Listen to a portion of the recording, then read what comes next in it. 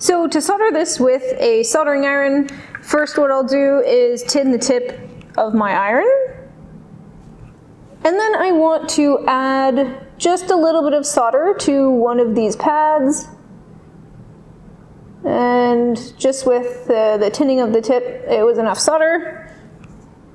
So what I'll do now is place my component on the pad, and then I'll be able to heat up the solder that's already there to solder this component in place.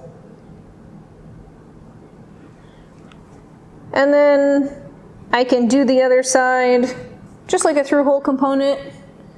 I'll come and heat up one side here, and then add a little bit of solder.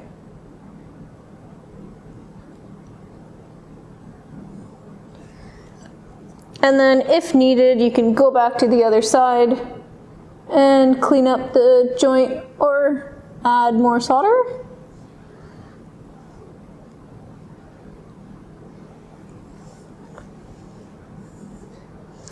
So it's not the prettiest way of soldering a surface mount component, but it works.